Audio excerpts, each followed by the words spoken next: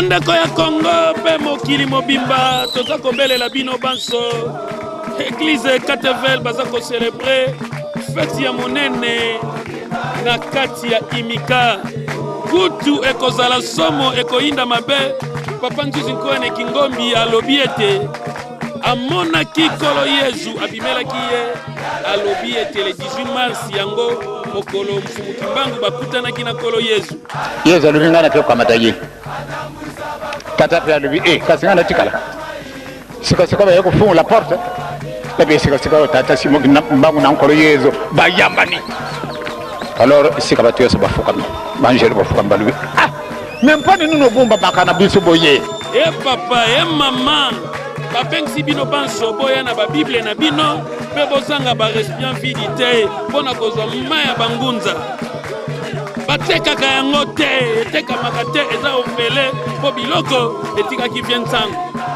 yango wana babeli bino banso boya na Imika samedi le 18 mars na ngonga 9h30 boya kozwa mai ya bangunza samedi le 18 mars na ngonga 9h30 boya kozwa mai ya bangunza batata bamama beglise nyonso kimbangitsa mpeve ya longo bayenyonso basimbaka bible boya koyeba origine ya batu mwingi papa nzuzi aloba te azwa zero ya solo batata bamama bandeko bayenyonso bazwi ntango ya kolanda biso toza na feti ya Elimo Santu le 4 janvier nakutanaki na kolo Yezu na nzela ya nkandu na kisandu nakutanaki na ye alobi ete ye basala remise et reprise o bakutanaka ezaki le 18 mars yango biso pe toza kofete feti wana lokola bible eza ya biloko na biso yango toye awa na Luvaka na Mbanza-Ngungu esika bible euta likolo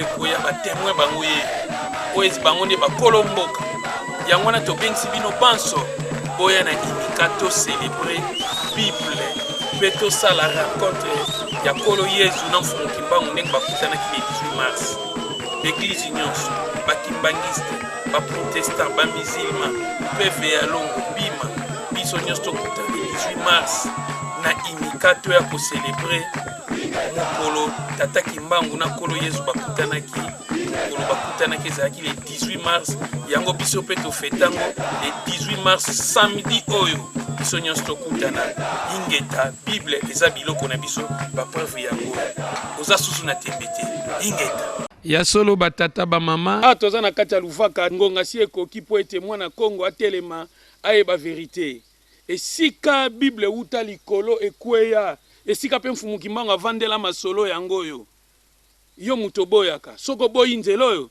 église no ekokangama nzela mususu eza te yango mfumu alongo to mfumu kimbangu alobaki bana nanga botanga bible na bible esika bokokanga muyibi esengeli bokanga ene eloko ye ayibaki nini bible eza biloko na biso yango na tata mama toyebisaki bino boyete bible euti na bapapyrus na batablette na bapeau de bête na bapeau de chameau na bapierre tout consort bakoko na biso bakomaki siko ana kati ya Luvaka toza kolakisa ete bible oyo ekweyaki awa eutaki likolo monde entier bible oyo ekomama epa tata nzambe pona kolakisa batuke paradis terrestre vrai Jérusalem esika makambo nyonso bakoma na kati ya bible eza nde Kongo yango ekweyaki awa yango wana nazali na bakonzi ya mboka mfumu nzinga ngwankasi tozane awa ye nde abeta masolo alobela ngo po mwana Kongo nyonso afungwama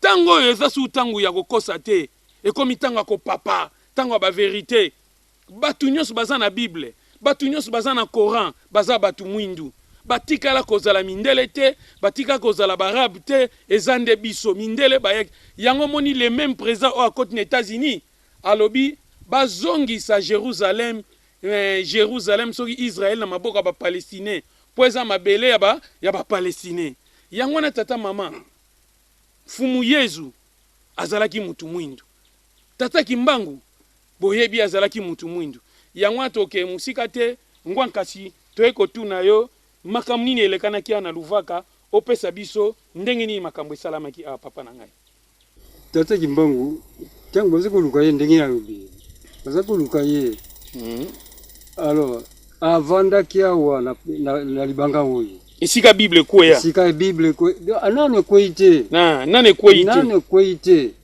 Sikoyo alubike no tana ngai koki mfumu kinzomba ngai nakei. Ake ben alubike mfumu kinzomba ngai nakei. Me nakozonga. Akenda. Bo awo pe koko kamata Bible wana. Tangu babelize bazako luka. Tangu kwei awa nde. Tangu kwei awa. Koko ariyeko zongo. Azui koko kinzomba. Ndo Petro. Azui yango. Abomengo na ndako na ye. Alors, tangu Belge apesi mission ke boluka esika Bible wana ezali. Ya bino. Bible soki na bombi yango. Ake bombi sango na koko ya nsumbu. Koko ya nsumbu nani? Kisadila. Kisadila. Toma Kisadila. Abombi sango azaki beau-frère na ye. Po petit sœur na ye babala ye na Toma Kisadila. Alors beau-frère bomba Bible oyi. Tango bombi sango babelise baluki bamonite batuni ye interview bamonite bazongi na bango. Yesu ko tango akiko senga Bible na Toma Kisadila. Oh no Bible na tiyango na man. Oh mekeno zongo ko zela mukumbusu azanga mukila. Koko yeko kufa na 1949. Na 1949 koko kufi bon Bible wana pe loko la bango lisusu tevanda kina bango bialo makamo mabele yeko koya lisusu il a fallu récupérer mboka na biso bango ba lukeli côté na biso côté to salela te. C'est-à-dire papa Bible oyo e uta likolo e kweya. C'est-à-dire awa pesika mfumu kimanga bandai ko vanda. Vanda kia na libanga oyo. Na libanga oyo.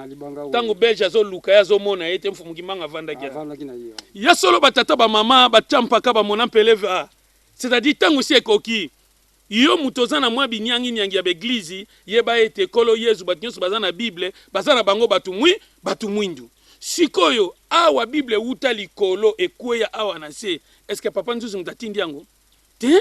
E ya yango moko esika maître mfumu kimbanga banda ko sala. Papa nanga mfumu tata kimbanga banda ko sala na kombo ya nani? Ya Nzambe Jésus. Wala Yesu. Ngeta. Tata Nzambi mfumu Yesu mpeva nlongo. Okay. Eza suya nlongo Tata Nzambi mwana mfumu Yesu mpeva nlongo. Batata ba mama oezi ko sala na komba mutu te genora masekombo no Nzambe yo mutu pesinga makambo ye nyoso na kosalela na kombo na yo na kombo ya Yesu na kombo ya Tata Nzambe kombo ya Yesu mwanda velela. C'est-à-dire batata ba mama ndeka tolo baki vérité kotika la vérité tokoki ko bolo bateke o papa nzuzi asala bwe soki oyoki mutu alobi papa nzuzi atekaka maya bangunza azali boma tala ndenge batu bawelela kama ya bangunza.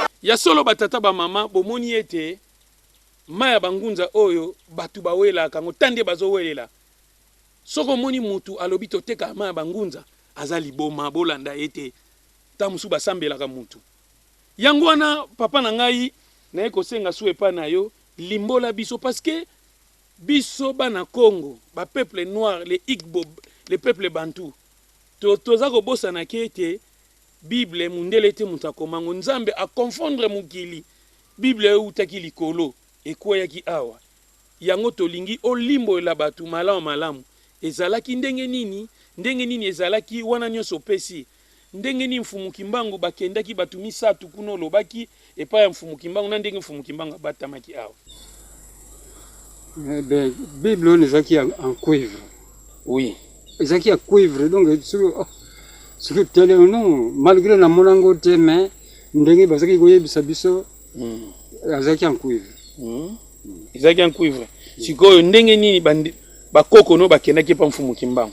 Bon, bakendaki papa koko bana mibale. Bazaki ko télématé pendant 2 ans. Alors bazaki ko tambola te. Tangu bakendaki pa kata Simon Kimbangu.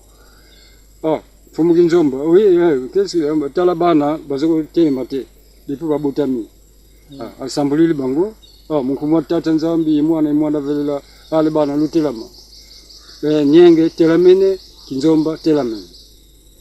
Mangi mingi batata ba mama makambo nyosu ezananu awa na Congo etali nanu bazombo te etali nanu biso ba congolais il faut na to bongisa après pour gâcher ezawa ekokende na Angola ekokende na Congo Brazzaville biso nanu ba congolais pire 100%. Yango na tozo senga na bino boye batata ba mama papa nzuzi ba misu balobi azaki mutabe église noire a changer masolo te na bandaki masolo ba ngunza lelo batinyosu bakoti. Lelo makambo ya Bible bolinga te bokokota yango po vérité ya yango wana soko boy église ne kokangama nazo machele o mote yango wana sikoyo tolinto bani bozwi masolo ya bakoko oui ça va merci eza pona bokoko na biso nyoto beta masolo kutu pire c'est papa nzuzi o abeta masolo nyonso binyoso boyebi mais sikoyo to komi likambu ya dimension ya likolo la divinité. Faut que la vérité et ça ko kosa batute yango wana toza ko senga na bino batata ba mama to ebisa ki bino ete Bible ewuti na ba papyrus biso ba noir motuto koma ba noir ba komi ba livre nde ba eko bundisa biso tozwi biloko wana to tiki yango nde bazwi ba ke na Grèce ba baloli yango Bible wa Constantin le Grand basali yango na Nicéa na Grèce. Na l'an 325 balongoli biloko mususu basalaki yango pona ko imposer basali ba croisade mais sikoyo bato bachaki na kati ya Bible wana o bango ba modifia ki Bible ba modifia yango bacha maka mususu nde esalaki ete bacha ba diabulu na kati ba diabulu wana basala nini bako dominer biso yango nzambe na bolingo na ye atindaki tata Kimbangu sikoyo le 4 décembre oyo na nkandu na banda okene mbata kuluzu na komi na nzela na nkandu na kendebwe na moni lumière bimelinga elobi na ngai Christe na sala remise et reprise na tata Kimbangu le 18 mars. Le 18 mars wana il faut bossa la fête pona yango. Yeza lubingana ke kwa mataji. Tata pia lubi kasingana tikala. Sika ba yako funga la porte.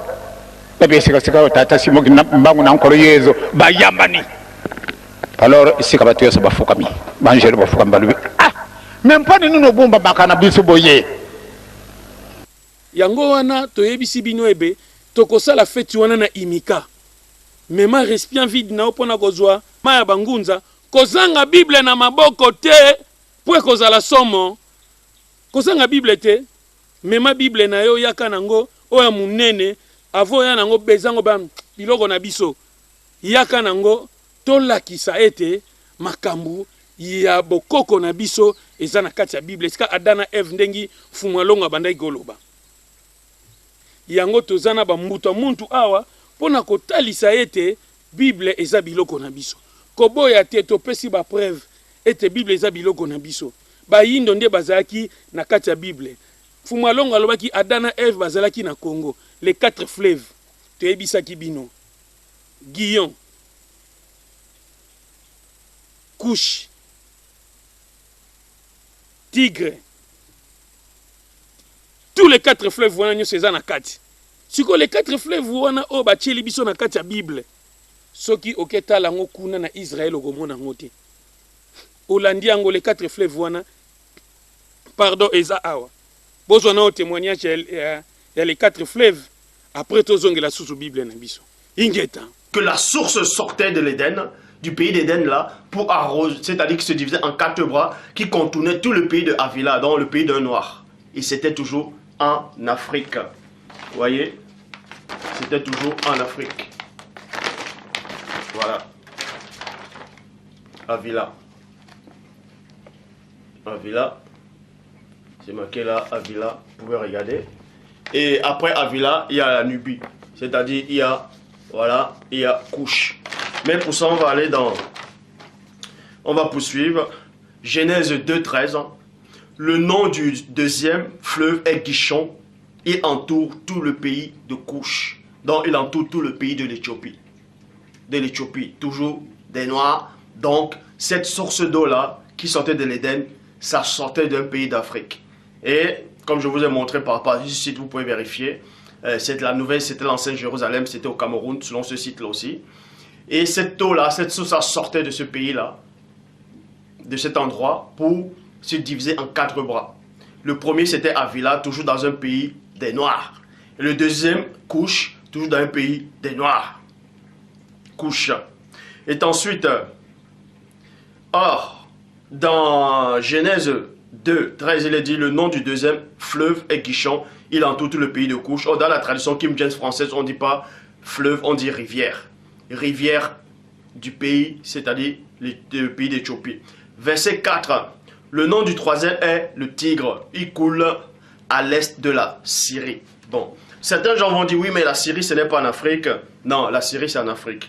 C'est qu'ils sont venus, Jérémie 8:8, ils ont essayé de vouloir tromper les gens, mais ils ne tromperont pas. Pour ça, je vais vous donner toujours des cartes. Toujours des cartes, en fait. Il y a des cartes qui datent du 20e siècle. Il y a les cartes qui datent du 16e siècle, ainsi de suite. Même les plus anciennes, en fait. Bon, dans Genèse chapitre 14, il est dit, le nom du troisième est le tigre. Et on va localiser le tigre, en fait. Voici le tigre. Voici la carte de l'Afrique, vous voyez, les anciennes cartes. Là, premièrement, on a localisé quoi? Dafila. Vous voyez, Dafila. Et ensuite, Dafila, il y a quoi? Il y a Couche. Couche, c'est là, la Nubie.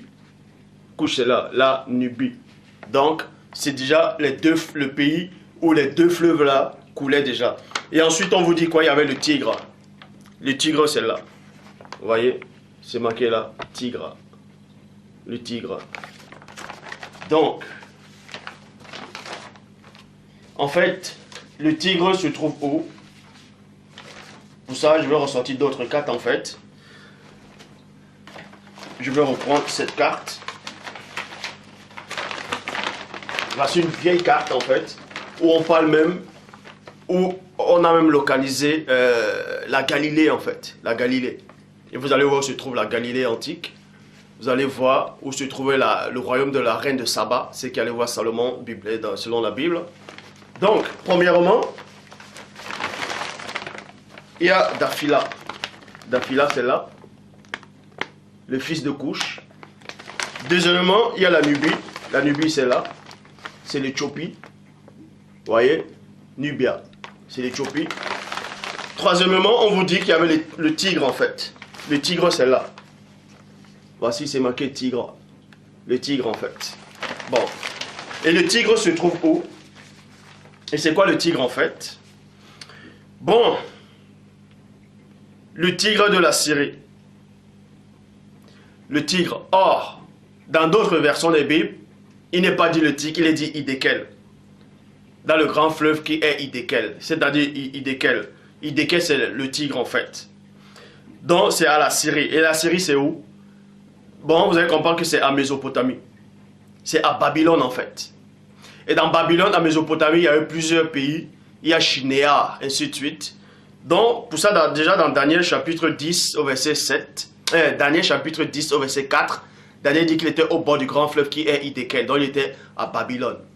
Daniel était à Babylone, à Mésopotamie. Vous pouvez voir ça dans Daniel chapitre 1, verset 1 à 2, où on dit, le roi Nebuchadnezzar a pris les ustensiles de la maison d'Israël, tout ça là, il a amené ça dans la maison de son Dieu à Shinéar. À Shinéar. Donc, Shinéar, dans la Mésopotamie, il y avait la ville de Shinéar, il y avait aussi le fleuve Idékel, c'est-à-dire le Tigre.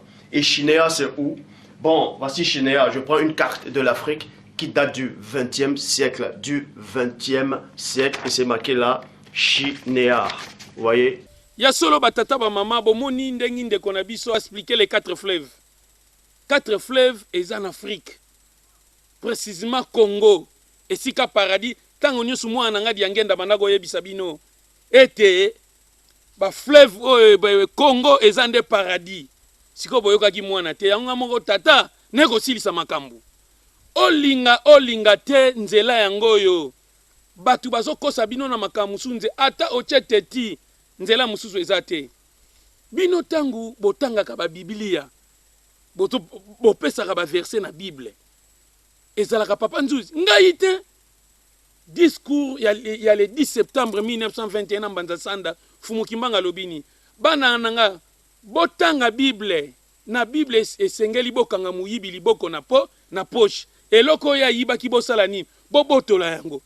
Boza bata mayele. Siko muyiba yiba kini. Biblia isika Mfumukimbanga banda iko vanda. Atadi di Mfumukimbangwa. Imeni. Tangu ifweni. C'est-à-dire batata ba mama bolamuka. Bolamuka Bible eza biloko na biso. Batu mwindu. Oyo nyonso azosambela Bible na konti ya mundele. Aza libanda masolo, Saint-Esprit ko kite pa inaye te. Nga na kuta ina kolo Yezu. Na nzela ya kisantu, na nkandu, na suka, mutu moto kutu, epesa kiye ko banga. Bonjour papa. Ah bonjour. Oh tout ça na mboka nini? Bon toza na nkandu. Na plus précisément na kisantu. Na kisantu na parking ya kisantu ya nkandu. OK, est-ce que oyebi biso nante, c'est vrai? Bon, en tout cas vraiment na yebi binote, c'est la toute première fois na mona binoa. OK. Toyeji c'est on se présenter d'abord comme on nani et puis awa osala msani.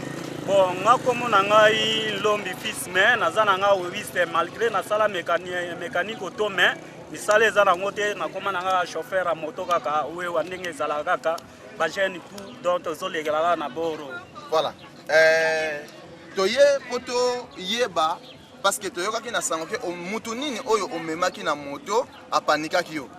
Bon, en tout cas vraiment na memaki vie mo boy na zwaki na parking ankanu ngape na yebi yete yepe ayebi ngate mais ezalaki brusquement na tuniye abengi nga petit yakanga na tuniye yango azobenga nga boye ndenge nini na kepe place wana yebsinga ke no faut que tika mboka moko boye babengaka Kinseka ezalaki 15h27 na Kinseka mais Kinseka ngo ezala musika est-ce que na ozanga na air wana bon ça va problème ezate tellement nga penda na zaka mwana nzambe fona kende kaka eloko moko te na nzela yango wana tozwama na vie na komi na kabina biso ngano vie zelanga awa comme ça potala basansu wana tolataka mwa botine na rapidité na palais na zwa boat na kenda pe na palais na zwa boot to démarra na vie to démarra na vie to komi mboka moko boye babengaka lenga to koma na mboka wana mbala moko vie na moto a paniqué oh na moni Christ to solo na Jésus Christ a paniqué to agangaka pe na gangi OK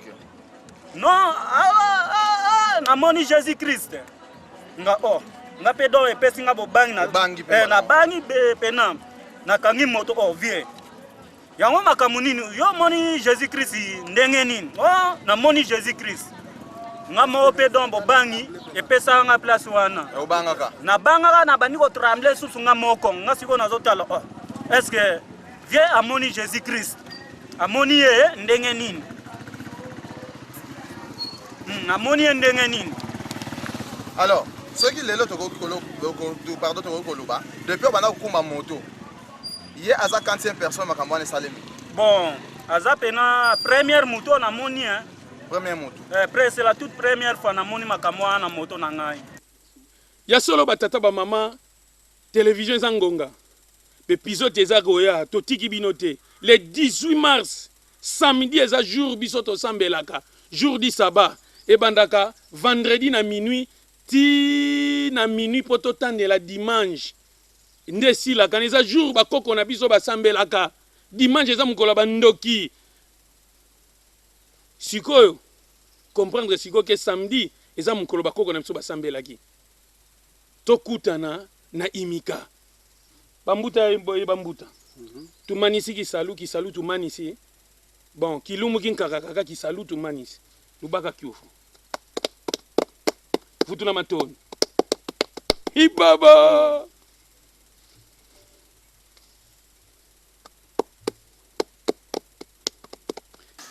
Bible eutaka likolo ekwei likolo ya libanga moto azwaka yango ntango sikoyo abandi komona menace ekomi koya pa bamindele akebombisa yango pa moninga na ye simbela ngai eloko soki menace esili bongo naya kozwa ntango siko menace esili azonga po arécupere bible na ye ekomaka bacomplication moto akenda kobomisela yango première ntango kaka bafungoli première page miso ekufi banda wana bible yango emonana susu te ekweyela vraiment awa prison ezaka place wana bafinika yango maporte wana bazipa yango mabele mpo parfois tala kaka bana nde batambolaka prison ya sa mabele eza place wana